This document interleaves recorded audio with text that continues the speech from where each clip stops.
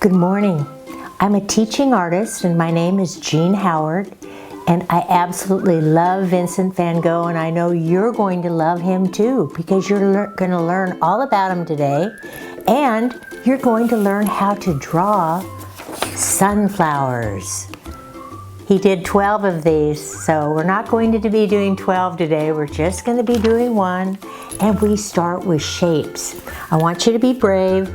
Take a big, deep breath and realize there are only 10 circles here and a U. So we're starting with a U. Take out a nice piece of paper, make sure it's vertical, and get a Sharpie. We don't use pencils because we're just going to enjoy the flow of our creativity. Now, Vincent van Gogh had a lot of courage, and he would want you to have courage too. And don't worry, you're not going to be making a mistake. The first thing we're going to be doing is drawing a U. So very carefully, at the bottom of your page, draw a U shape, which will be the vase. I have a large copy here that gives you an idea of what we're going to be doing. Then we're going to be doing lots of circles. So you'll be drawing a center circle. And you know what? I'm kind of going to make some dotted lines around my circles because these are sunflowers and they're kind of on the other end. They're starting to fade, but they're so beautiful because there are so many different colors in the sunflower. So right now I've got 1, 2, 3, 4, 5 circles. Let's add 5 more. 6 circles. And the sunflower fills up the top of your drawing. The top of your page should be filled with circles. Now we know that sunflowers don't just pop out without a stem, so let's go ahead and add some stems. Let's add some stems to our sunflowers. And we realize that when we're doing this, Vincent van Gogh loved sunflowers.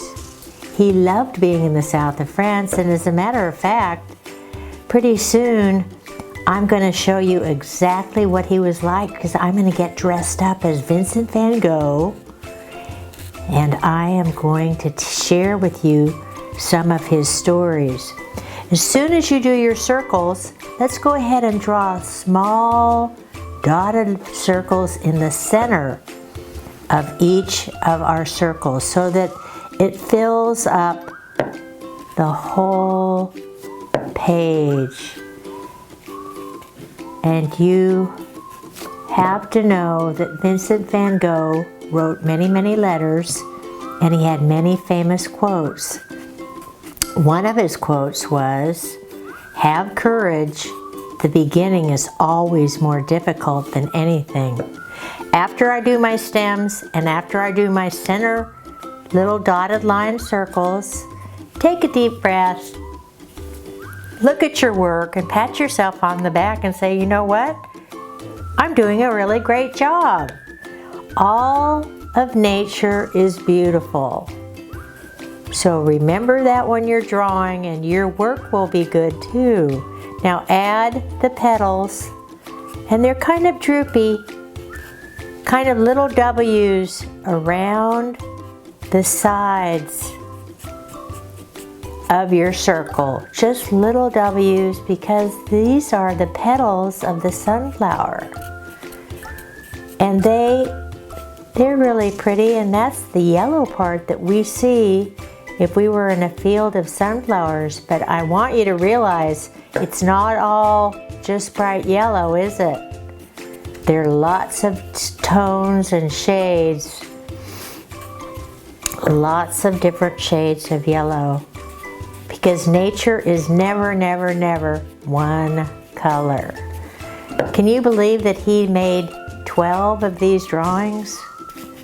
Now you're going to say, why? Why did somebody make 12? I think he was kind of lonesome and he didn't have anything to paint. And if you've ever been to the south of France, there are tons of sunflowers. So he would just grab them up, put them in his little house in the south of France. And I'm almost done here. You don't have to take a lot of time with these petals because they're just about to fall off. And it makes you think about life and how beautiful life is and how fragile. How really fragile. Now I'm almost to the end of putting on my petals, and look how quickly we can actually make a great sunflower painting. At the bottom of the vase, you're going to make a little smiley line. And I always put, Vincent put his name right here, but I always put my name here. Why not? I did it. And then we have our background line, our horizon line, and it goes behind the vase. So, voila! We're done with the first part of our drawing. Now you have choices to make. Let's use watercolors today. You want to? These are some watercolors that I buy at Michael's, and they cost $5, and they're very satisfying because look at all the different tones. I say tones. All of our warm tones are the tones, the colors that Vincent van Gogh loved, that he used, and we're going to use them today. So here's a good brush. Vincent van Gogh used piles and piles of oil colors, and he would slap them on, really sometimes with just a palette knife. We're not doing that because we're using watercolors, but we're still going to use lots of different colors together. So when I look at this original, I see that the center is kind of a dark green. So I'm going to this olive green and just gently dabbing the corner of my inside circles because it's very, very delicate feeling of what this is going to be. Then I'll add a lighter green to the absolute center. And you see that there's so many colors involved in nature. It's never monochromatic. Mono meaning one, chromatic meaning color. So I've got a couple of these done, and I want to show you how we're going to do the center. Go for the dark orange. Have a dark orange, and we're going to dab that orange around the center of our flower. And we want it because those are where the seeds are actually in. I'm using another rust color too here because Vincent van Gogh loved, loved, loved, loved color, and he loved the sunshine, and so all of his work is going to have very many different kinds of colors. So as we do this, you realize that the key to Vincent van Gogh using many, many, especially with the sunflowers, warm colors. We're using our warm palette. And that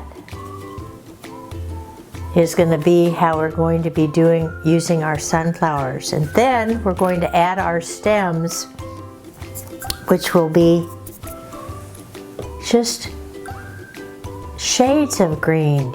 Always think in terms of tones, lots of different tones. I'm kind of dabbing this along and showing you that it's one color green, and then I'm going to try another color on top. And Vincent van Gogh tells us that the more that we study details, the more we appreciate life. The more we study all the little details that we see, the more we appreciate life. So here's just kind of a sample of what your sunflower is going to start to be looking like if you're using watercolors.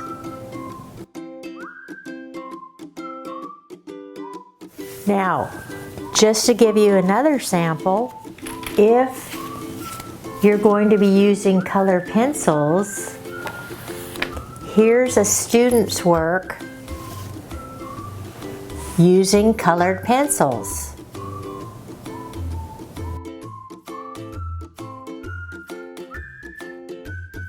And you'll notice that everybody's got their own style, and he used lots of shades of orange and sepia and yellow, and he didn't do the background. So I was going to show you how to color in a background easily with colored pencils. I'm going to start with the blue. If you're using colored pencils, I want you to be sure to learn how to shade, which means you turn your pencil to the side and get a really nice shading quality around your drawing. And actually, Vincent van Gogh used yellow, but you know what? We're going to break that mold. And I want you to use your own creativity too. If you want a blue background on your sunflowers, go for it. But notice I go in one direction, I keep the pencil firm in my hand, I turn it to the side, and then getting a really nice shaded background. Now that is how you are going to be shading in your sunflowers. In case you're doing a pencil, that's what I want you to do. Now the third way that we can work on all this is using acrylics, which would be the closest thing to an oil, just like Vincent van Gogh. And this is fun because there's lots of texture, and you notice there's a lot of blending of the colors. And here again, I have a rough sample.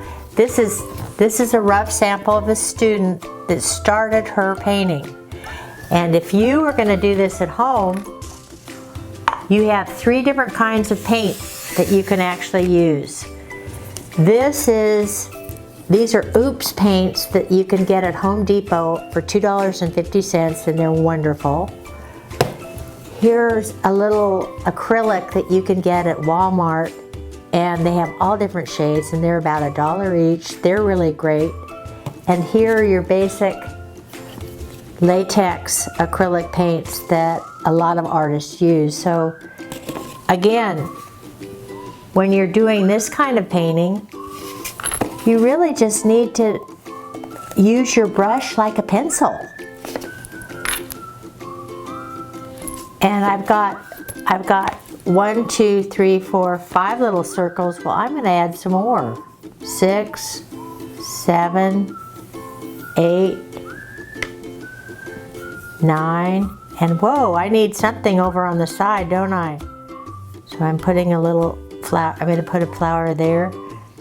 Then you go ahead, make sure you put it on a table. So you need that horizon line.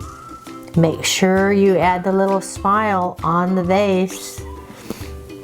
And this is where you will be taking different colors and mixing them. So let's say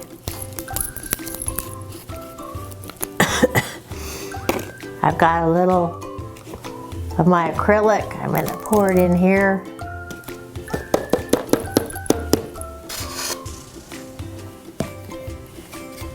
And again, remember the shapes that we've talked about. You want the center of the flower.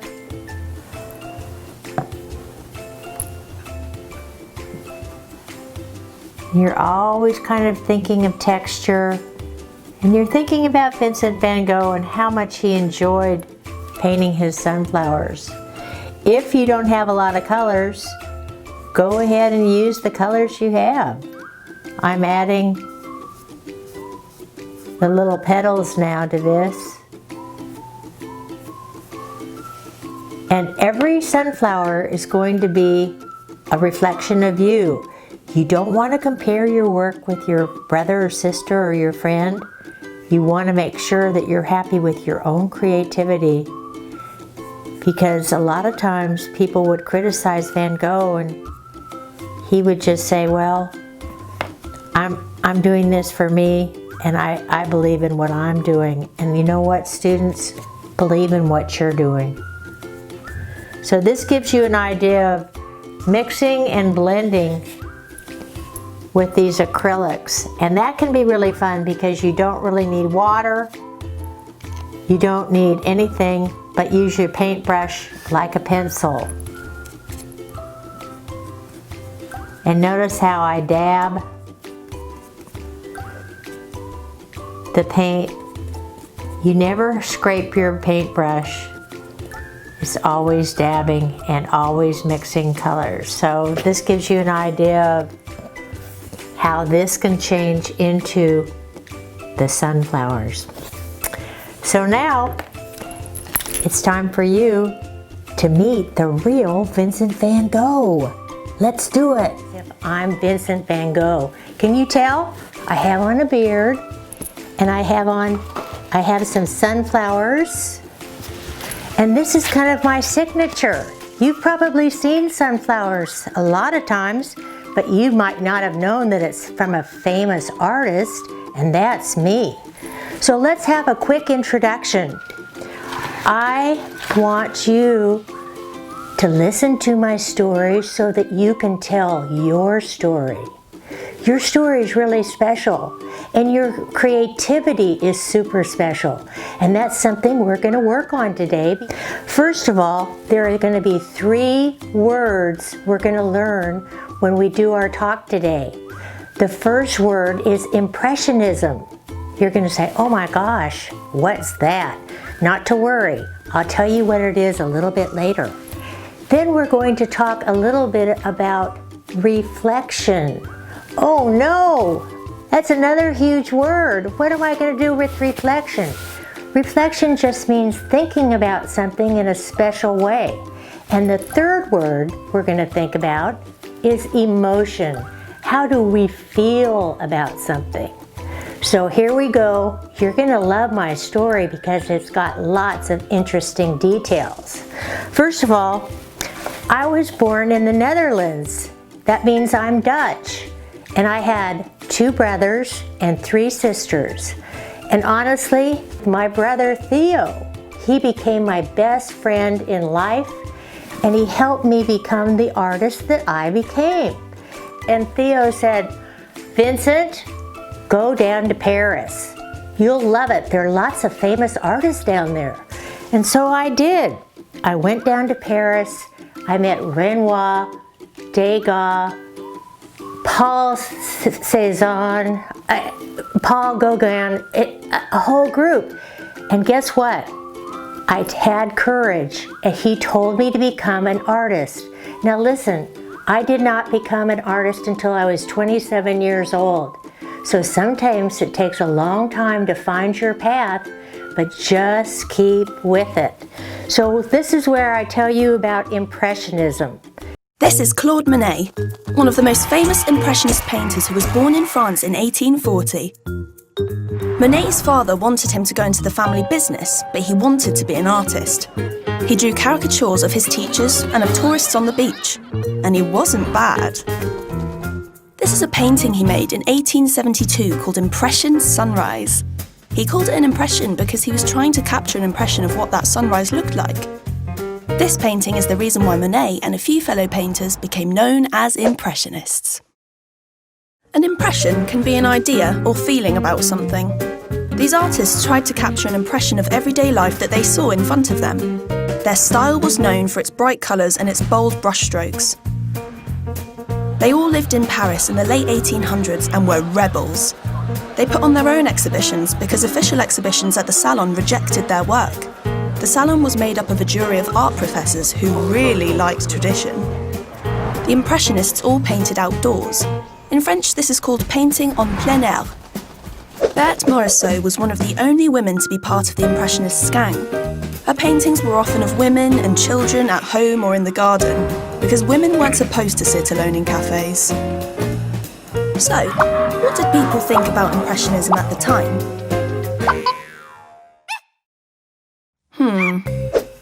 The jury of the salon thought that art should be neater, and the best proper subjects were myths, battles, and portraits of important people.